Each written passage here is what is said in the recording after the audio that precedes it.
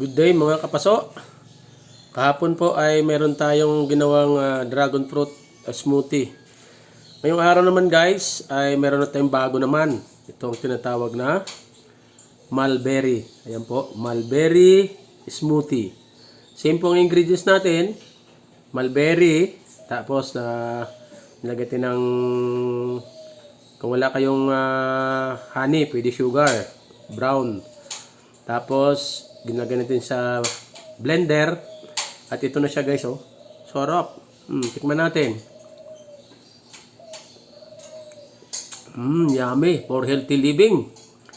Mulberry smoothie. Ayan guys, oh. Sarap. Cheers.